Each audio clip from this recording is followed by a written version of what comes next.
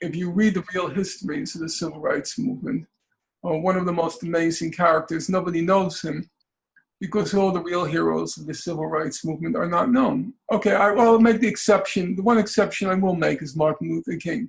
Martin Luther King evolved into an extremely impressive leader. No question about it. My hat's off to him. There went, as the expression has it, there went a man. He was probably, in many ways, there are things about him which are probably extraordinary in world history. So if you ever have a boring evening and you have nothing to do, sit down, put this down on your piece of paper on your notes or in your, just Google Martin Luther King Memphis speech. Martin Luther King Memphis, MEMPHIS speech. It's one of the most amazing things. I have a friend who's probably the shrewdest analyst of world politics I've ever met. He's right up there with Noam Chomsky, for those of you who know Chomsky. He's got a very shrewd political mind. And he said to me once, it was probably the greatest speech ever given in human history, because King delivers the speech the night before he's killed. And in the speech, he basically gives his funeral oration. It's a very eerie thing to watch. A human being delivering his funeral oration, because he understood he was going to get killed. And probably he knew he was going to get killed the next day. It's an extraordinary event. But so King is, I'll grant, King is known, and King was an exceptional figure. But in general, the great leaders of the human rights movement, of the civil rights movement, they were all your age. That's a fact. It's very strange, but if you look at yourself, it was people who in their early 20s, they belonged to an organization called SNCC, the Student Nonviolent Coordinating Committee. And they were the ones who desegregated the South. They didn't do it with fancy berets like the Black Panthers or with guns. They did it with real human courage. A human courage which nobody in the room there and nobody in the room here can possibly imagine. These were people who walked into the deep South, the little towns where the mayor, the police chief, the judges in the court, they all belong to the Ku Klux Klan. That's not a joke. That's a fact. They all belong to the Ku Klux Klan. And these people, your age, 18 to 22, they went into these rural areas, knocked on the doors to try to get people to register to vote. It was amazing. Amazing. If you ever want to watch a documentary, watch Freedom on My Mind. And Freedom on My Mind.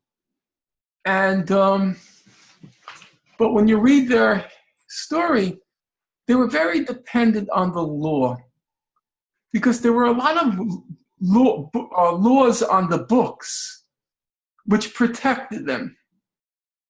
The problem was, when you are operating on your own, nobody's going to protect you. You need to force the federal government to protect you. And so they tried to manipulate, in a positive way, using that word, the federal government, in this case, Lyndon Baines Johnson, the Johnson administration, to force them to enforce the law. Now, there was not a snowball's chance in hell that you're going to convince anyone in the South, any white person in the South, to support voter registration. Maybe 5 people here, 6 people there, but that's it. It was a very entrenched system of white supremacy, of apartheid. It was an apartheid regime in our American South when I was growing up.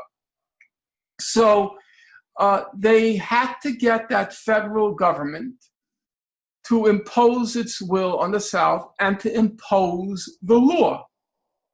And it's the same challenge for the Palestinians. They have to get the international community to impose the law, because occupations are governed by international law, to impose the law on the Israelis. And in my opinion, the only way you can get them to do it is the way our civil rights movement did. They engaged in a lot of very courageous, very heroic civil resistance, nonviolent, which embarrassed the federal government. Remember, at this time, we were engaged in the Cold War with the Soviet Union, and we were saying we were a democracy. But then you see in this democracy, these kids being beaten to death just for wanting to sit at a lunch counter. So the federal government was very embarrassed because the Russians were making, a bonanza in propaganda from the way our country was treating people who wanted just to vote. And so you had to embarrass them. It was a lot of sacrifice. Hey, I could never do that.